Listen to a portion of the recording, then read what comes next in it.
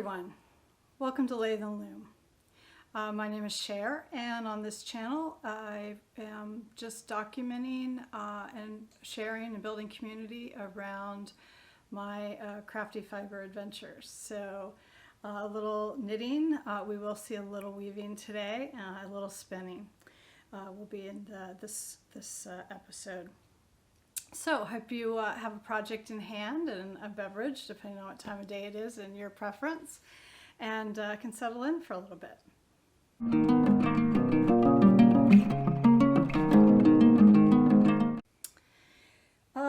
So first up, I have a couple of knitted whips and works in progress, so I will share those with you. So I am really thinking about for 2023.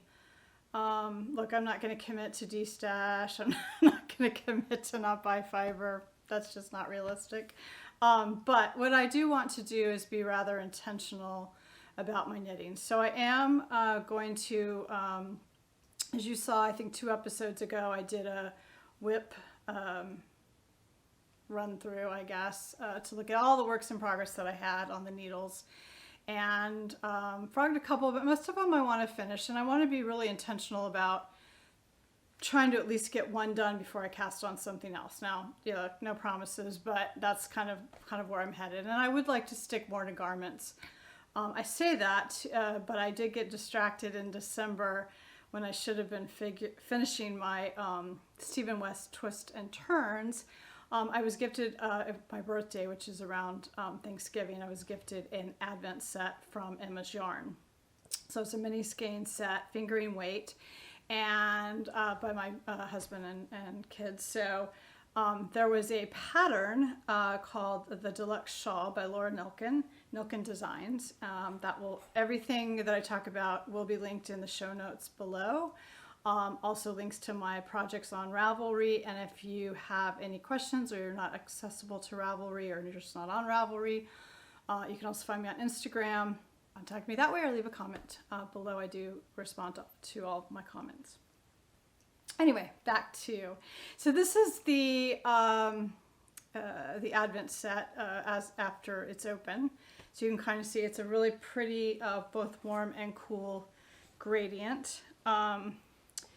I have this project in my one of my favorite project bags, which is I think she calls it the extra large bucket bag by Laura of I Heart You. And I am I'm really focusing on this project and the one I'll show you next, and that's really kind of been my active working knitting. And I'm trying to be really good about not going back and forth between a whole lot of other stuff. Just would like to get these done. And so this was kind of a surprise because I didn't know what to do with the mini set. And when I got looking at it, they had recommended this pattern that was designed to go with the mini set. And it's a really interesting construction. And if you've been watching me for a while, I've said a couple times I'm gonna stay away from shawls, which is hilarious because I cast on 2 at the end of the year. But this one was interesting to me because it's a little different construction than I have done before. And so it starts with, and I'll pop some photos as well, but it starts with this center panel that you start off with this center medallion, and then you work these squares. So they're kind of coming off of these 4 squares, and then you eventually pick up the columns between the squares. Hopefully that's coming across well. And then you start working your way down each side. And I will put some pictures. So the pattern's written so you work one wing and then the other, but and obviously I did not keep up with it as an Advent. It's a lot of knitting. But I am trying to work more or less concurrently down both sides so that when I'm done, I'm done. So I am into, I believe, the last garter section. And it's garter and stockinette. But it was just a really interesting, different design, and so it captured my my interest as just a knitter for, you know, thinking of something else to do. So it is flat, so you are knitting and purling clearly for the stockinette. And about the time that I cast this on,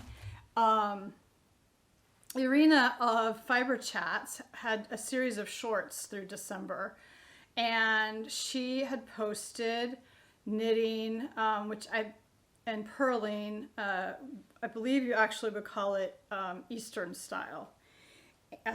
So I'm a continental knitter, and knit fairly quickly. Purling I have struggled with. I can't purl continental. I just am not proficient with it. It feels awkward to me. So I tend to purl Norwegian style.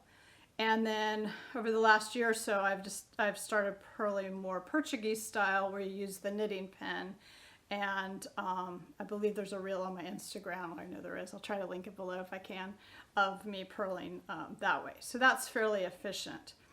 I do still notice that I row out, and if you're not familiar with that, it would be that my tension is not as consistent on my knitting versus my purling. So you see that a little bit in the row height on the knitted garment. Sometimes it blocks out. It's never been anything that was really noticeable to the point that I didn't wear the item. But I have started noticing it more and more as I really want my knits to be, you know, better and better, right? So the other thing that was interesting to me about this style of purling is that it looks fairly quick. So I was like, well, and it's very similar to the way a continental knitter knits. So I started trying it. It's a little slow to get started, but I've built up a fairly good amount of speed with it. And what I will say, and I don't know if this will come across, you'll see, so you have to, after you do the purl pass, your stitches will be backwards as to how a continental knitter would normally see, with the front leg on the right. And so you do have to knit through the back, but I mean, like, you do that all the time on different things, right? So it's really not that confusing. And what I'm seeing, hopefully this will come across, is that my knit tension and my purl tension is really similar. Now, the stitches look a little wonky. That will block out, and I think that's just because you're twisting that stitch a little bit. But I'm kind of really excited that it's really evening out the tension of my knitting. So this I had hoped to be a finished object, but taking me a little longer than planned. But hopefully on my next podcast, this will be done. And I think it's a nice kind of lighter weight, so it'll be nice for shoulder season. I think it's not so big. It's a big shawl, but it's not so big that you could not wear it, you know, under a coat or, you know, as a scarf style. And I think it'll just be really nice around the house to add a little bit of warmth for the winter season. And bright and pretty color. It would be very pretty in the spring, sort of Easter-ish, or whatever spring you celebrate. So that's it. So that is the DaLuxe shawl by Nelkin Designs, Laura Nelkin. And there was a fun Ravelry knit-along group for that. So that's been sort of fun to, you know, chat with some folks and see how they're coming along with their projects. Next, I want to talk about, I had put on delay while I was working on the Stephen West Twists and Turns in the October time frame. Sorry, it's a little bit chilly up here. I had put on delay. I was working on a Cyclone cardigan, and this design is by Anna, who is the podcaster on the channel Knitting in Mauritius. Just delightful. I've mentioned her a couple times, so I'll definitely link her in the show notes. It's really fun to see somebody knitting in a tropical climate with, you know, beautiful tropical colors, and she's just very upbeat and refreshing. I really enjoy her style. Anyway, so she has published this pattern I think back in the summer for the Cyclone cardigan. So I'll insert a photo here of her wearing hers. And it just appealed to me as perhaps something to, you know, wear. I usually wear like some kind of sweater or jacket or something over my pajamas. And so I thought it'd be fun. And at about the time that was coming out, I had dyed 6 skeins of Briggs & Little Regal worsted yarn with avocado dye that I had done. And well, it turned out a little tanner, and there's a whole episode on that I can link below. I thought it would be really pretty in this color. I like that sort of dusty pink, or millennial pink, I think we call it these days. Anyway, so that's what I've cast on here. So it's a really interesting construction. This is where I am. Actually, I might can slip on one sleeve. I got a needle on one sleeve, but one sleeve, I think I could probably, let me think here, cast on, hopefully without ripping my knitting needles out. But you cast on, and you are working at first the shawl collar. So this is going to be awkward at best. Here we go. Come on. My ring's caught. Okay. So not the best scenario there, and I'll pop some photos in too. But you're working the shawl collar in brioche, one color brioche, flat. Interesting, I have this one piece of yarn. I have spit spliced this all the way, so I have no idea why I have this one piece of yarn just showing here. Anyway, so you've worked that, and then you pick up off of that and start working your way down. I'm making a mess. The back, and it has this beautiful brioche down the back, and then you work the bottom hem, and then of course you're picking up for the sleeves. It's a raglan sleeve. It has a really nice raglan detail here, and I'm working on down. So Briggs & Little Regal is 110 gram skeins. I thought that would be plenty, but as you might notice, the way that this grows, it's quite a bit longer in the front, and of course you're doing all that brioche, so it ate yarn like crazy. So my very last skein is what I had left to do the sleeves. So I've split the skein, and as I tried it on, that was the end of half of the final ball. So I had hoped I would have enough to get to the bottom, and what I did was, so this is the yarn that I had dyed, and the in the Briggs & Little, and I think I have a ball band in here, Regal.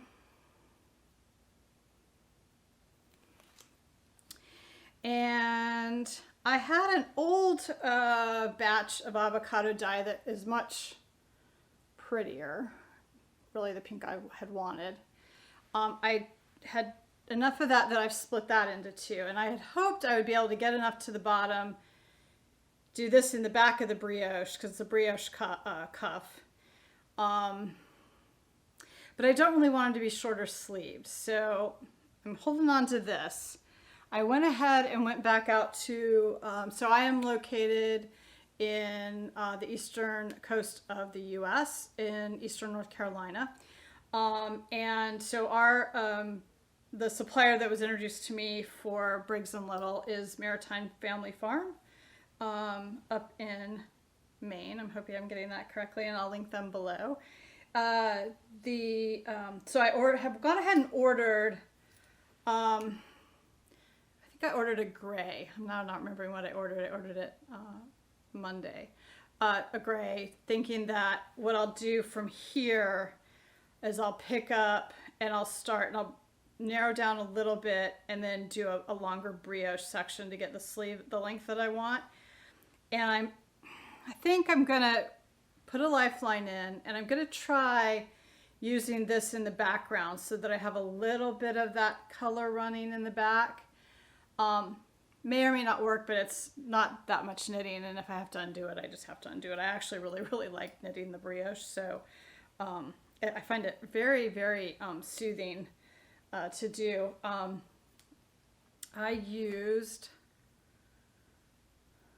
don't remember whose tutorial I use. Anna does recommend one in her pattern, but I think I used somebody else's. So if I think about it, I will link that below too. So this one's really close. It's just a game of I've lost it, yarn chicken, and I need to figure out kind of what to do from here. So we'll see how that goes. More to come.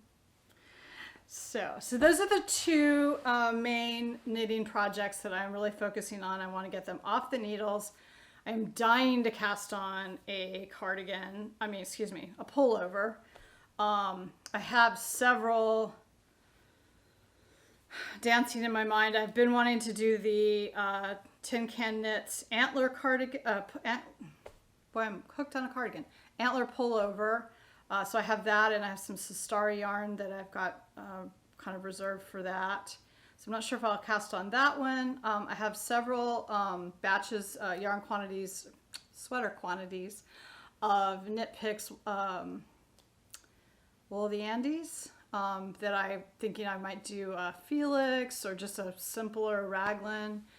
So there's that, and then I've got some other things. So something is getting cast on. As soon as one of those is done, mainly because I just want some simple knitting. Cyclone cardigan is a really nice balance because it's 10.5 needles, which is a little larger than I like to knit on, but worsted weight yarn is a nice balance for my hands with the shawl in the fingering weight. So it's good to have, I think, a couple of different projects, which is how I get so many whips, probably. That, and I just like to cast stuff on. So that's the knitting focus for the next week or two. Moving on, I want to talk a little bit about socks, and I'm going to start that with a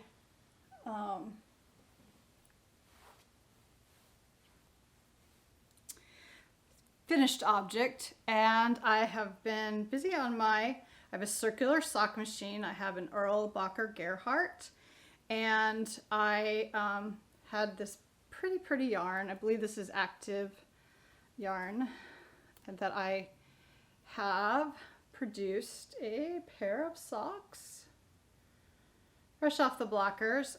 This is the second time I've done this. I did a longer leg. They're actually the recipe. It's kind of a recipe. The pattern is on the CSM Love website. The designer is escaping me. I will put it right here.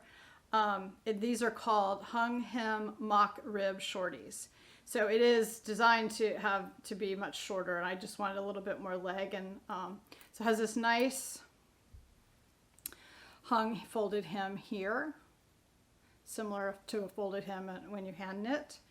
And then I've come down the leg. I think this was 40 rounds, which is more than the pattern calls for. Her patterns are free. Her tutorials are very good. So I encourage you to check her out. I've done the heel on the sock machine as well as the toe, and then you Kitchener or graft rather the toe on the top, very similar to what you would find on a commercially knitted sock. The ribbing again is that mock style. Sorry, it looks a little dark. Is mock ribbing, and that is done by taking needles out of the sock machine, so it's not really a ribbing, you're just leaving a gap. So my next adventure with the sock machine is to capture the to work on with the ribber and have actually ribbed socks. But anyway, that was fun. I did these really in a couple of hours. I mean, I spaced it out, but time on the machine itself was probably a couple hours. So happy to have those done, and hope to get a whole lot more of those done this winter as I progress down there. So I needed to wash and block a couple sweaters, so I was washing and blocking some socks. And I thought I would just bring out a couple of socks that I have done before. So these are hand knit, and they are the Wild Bees socks by Helen Stewart of Curious Handmade. And they have a beautiful, let's switch this around so you can see the pattern. Beautiful patterning here, and they were really fun to knit. Hopefully, again, sorry, I thought that was light enough. I'm gonna switch, there we go. And they are knit with Richmond Hill yarns, and I believe this colorway is the Jefferson. And the yarn is holding, I knit these in summer of 21. I wear them a lot. I wear them mainly with my slippers at home. They've held up really well. It is a heel flap and gusset pattern, which I don't typically knit, but I wanted to knit the pattern as it was. This was part of the 2020 Handmade Sock Society, or 2021. I'll try to link that information below. So it was quite nice to knit, but they've really held up well. I think that's partially the yarn. It may be the heel construction. And the reason I say that is I wanted to compare and contrast. I tend to wear my heels out pretty easily, but I wear these socks about the same amount. These are the Twisted Sister, I think that's right, Twisted Sister socks maybe, and they have this really pretty lace panel down the front. You can see that. But I did these with a garter. So my preferred sock style is to knit toe up. I do a Turkish cast on for the toe. Knit the toe, knit the foot. I do a shadow wrap, or really a type of short row heel, typically stockinette, and then up the leg. So I did these with a garter stitch heel, and you can see they have both worn out at the same place, kind of where the garter stitch meets the foot and the stockinette. And so I'm wondering if it's the garter stitch or the yarn. This is Farmer's Daughter Fibers, which I know is very good sock yarn. So I'm thinking it's the garter stitch. And I have been watching, and I really am dying to try some Swiss darning. But I think in this case, because of where the holes are, I would be better off to just remove. I think I can just basically remove the heel, pick up, and just knit a new heel. And so that's what I'm going to do. So I just wanted to show those so you can see. One, I wanted to talk about that garter stitch. I think it's interesting. I'd be curious if anybody else does garter stitch heels. Do you see that they wear differently? I think that would be really interesting information if you want to drop that in the comments below. Also love to know what heel construction everybody likes. I really, really like the shadow wrap heel. I don't see it used very often. I think people often prefer the heel flap and gusset.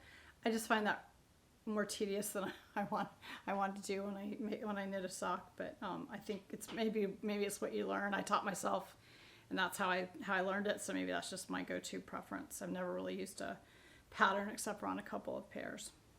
So that is socks.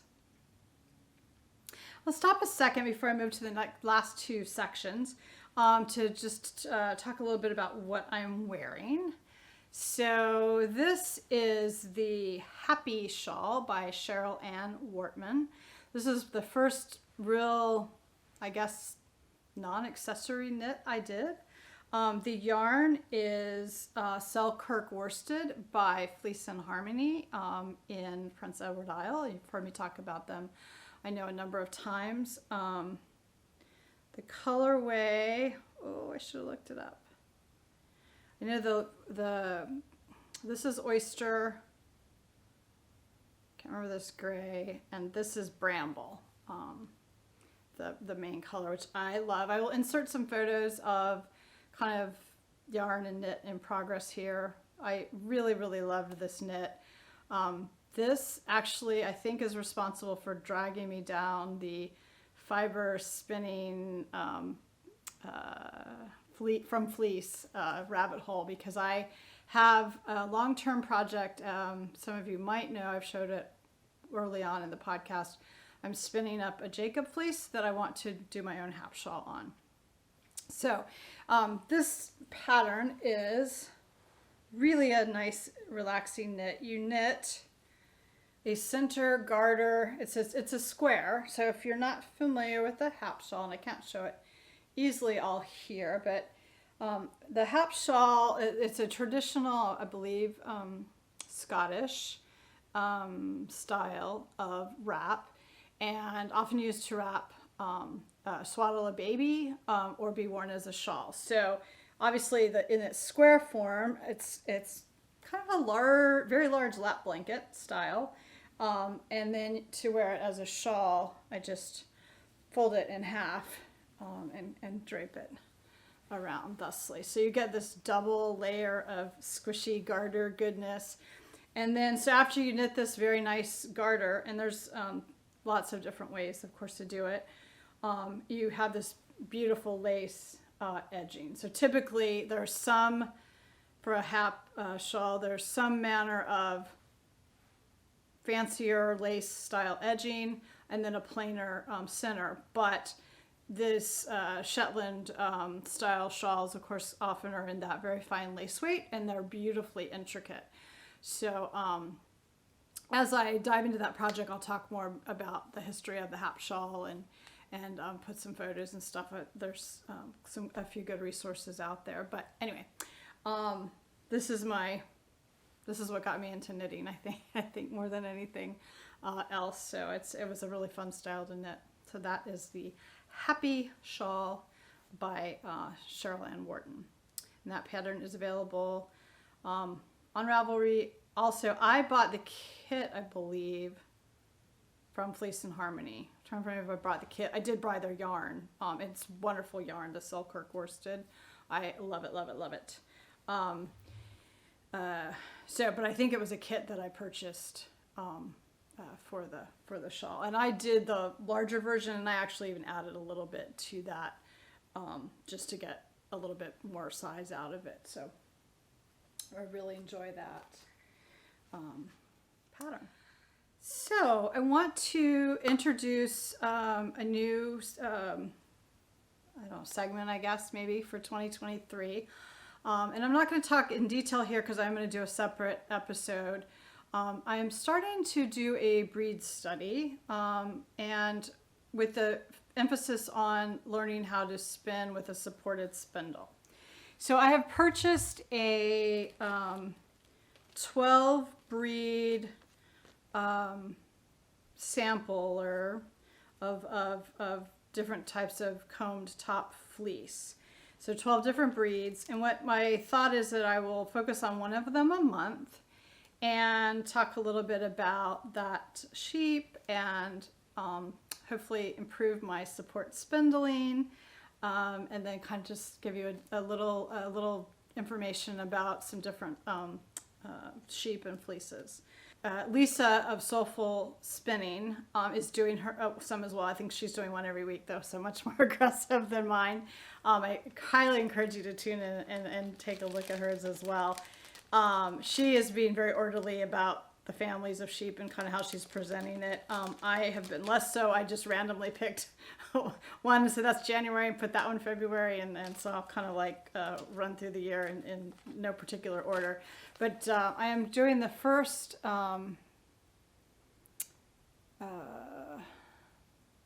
spin is Shropshire top, and When I have it finished, I will, this is from England, and so it's about 25 grams for this breed, and I'll talk more about that, the breed itself and my experience with fiber as I'm working through it. But I just wanted to kind of make a little introduction to it. So this is the comb top.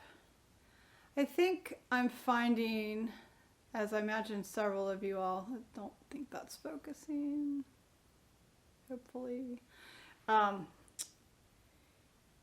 Comb top, or commercially prepared comb top, starts to feel like it doesn't have as much life maybe as raw fleece. But I do think it's a really nice way to sample. I mean, I couldn't possibly buy 12 raw, well, I could, but I should not buy 12 raw fleeces. But here it is. I am spinning it on my one support spindle. I'm finding it's really an interesting fiber. It kind of has this halo to it that reminds me of Angora bunny yarn that you see in the oh my gosh, the style of knitting is completely flown out of my head. It's a yoke style, I'll put it here, of knitting. It was featured on Fruity Knitting is where I saw it, and that had that fuzzy halo to it too. It kind of reminds me of that a little bit. I think it'll be really interesting. It's interesting to spin. The fleece is actually a meat sheep, is how it's more normally bred for. But the fleece is lovely. I mean, I would definitely spin more of it. So I'm finding that very interesting. So that is what a kind of new segment, and I'll hopefully talk about that more through 2023 as I progress through that different breeds and hopefully that will be interesting for you. As you have noticed, this channel is called Lathe and Loom. I'm not sure if I've ever really explained that, but when the channel came after some other things, and initially I got into weaving after the knitting and spinning. I started doing some weaving and had started thinking about maybe a channel at that time or a website. And my husband is a wood turner, so that's Lathe and Loom was intended to be sort of a partnership, and really it was a business potential business venture that we ended up not going down that route, but and I just kept it because that's how I started the Instagram and so forth. But you will notice that we are now in episode 20, and there has been no weaving, I do not believe. So over the holidays, I got back on my loom, and can't believe I ever wasn't, I mean, I had been sitting there with the same project on it for well over a year.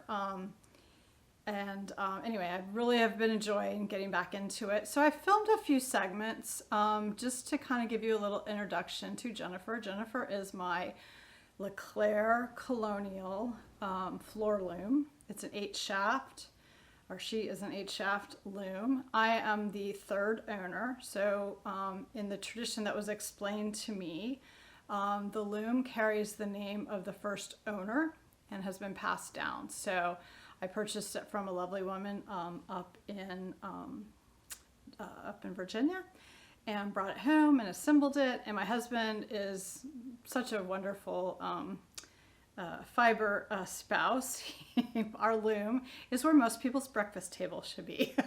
So it's quite the statement piece when you walk in the house. We don't have a very large house, so it's always a topic of conversation for people like, oh my gosh, what is that? So I am weaving my most ambitious project yet, and I'll talk to you a little bit about that, but that is a pattern that is, I guess, referred to as its number from the Strickler weaving book of weaving patterns. And Strickler 246. So I'm weaving that with 8/2 cotton, and I am using the 8 shafts. So I have some clips of me weaving, a little bit of the, you can see me throwing the shuttle. It'll talk a little bit about the warp threads. The warp threads are what run front to back of the loom, and the weft threads are what I go back and forth through the warp with the shuttle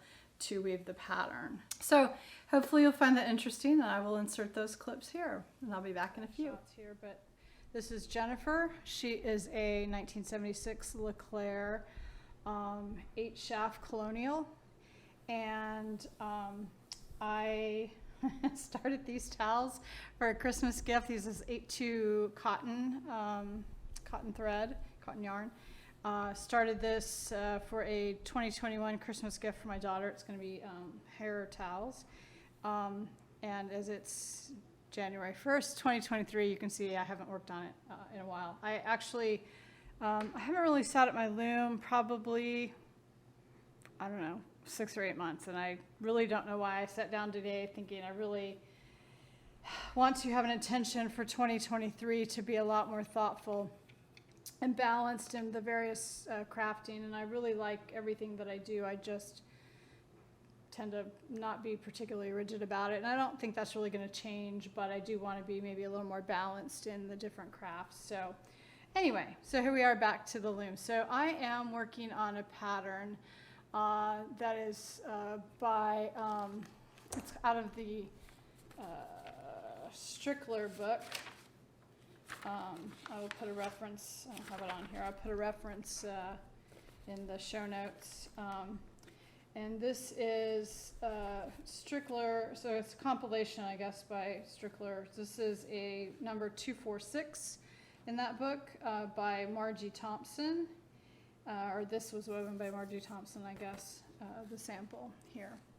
And you can tell that, so this book is interesting. It's all in black and white, so it doesn't like draw your eye. And I actually watched the Curmudgeon, it's a weaving YouTube channel. I'll put that link below as well.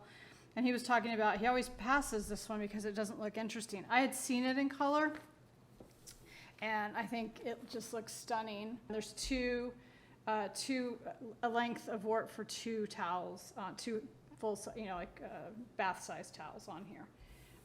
So that's what I'm doing. So I'm in the middle of this has 2 sections, A block and a B block is the way that it's referred to. This is the A block.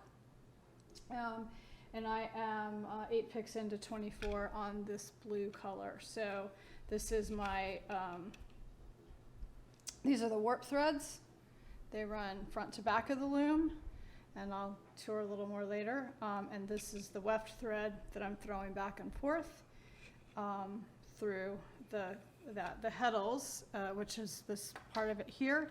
As you push the pedals, raise different heddles, and that raises the threads up in the combination order to make the pattern. So I'm going to carry on with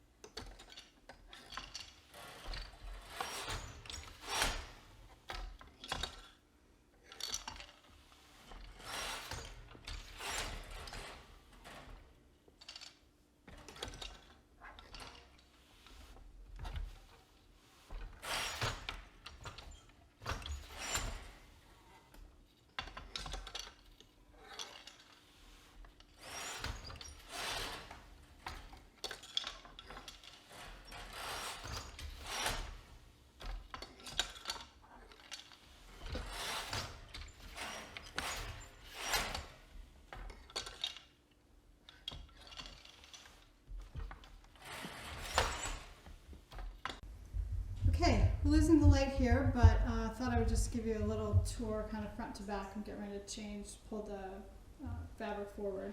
So up here we've got the lambs here that are connected to the heddles that are in the shaft. The big frame is the shaft, the heddles are the, if I can get in here, that are the wires that you kind of see vertically hold each thread. And the fabric runs through here, through the shafts, and back here to the back beam where it's wound on when I first thread the loom. So here's a back view. So hope you enjoyed that. Hopefully the next thing you'll see is some finished fabric. So that was the weaving. I hope you found that enjoyable. I won't have weaving on every episode, but I will try to keep you informed of my progress, and then hopefully not too long we'll have some finished towels to show off, and I'm really excited to get that project done and think about what will go next on the loom. I'm thinking I will like to do some maybe plain shawls. I've seen where you can do a plain woven wool shawl and then pick up around for like a lace border. I think that could be really nice. Or scarf or lap blanket. I have some really fine kind of more I think it's a cashmere silk blend. It's really like thread. I don't know if I'm that, I started warping that a while back and just abandoned it. So, but I do have some cone wool yarn that I think might be really nice to get on the loom and try that out. So, and then also this year, as soon as they, if you could see, the Christmas tree is still over there. Everything outside is down, but this is up in our bonus room and I just haven't taken the time to do it. As soon as that is down, I'm getting the flatbed knitting machine out, and I hope to explore that a little bit this year as well. So hopefully some fun things to explore in 2023. I thank you so much for joining me.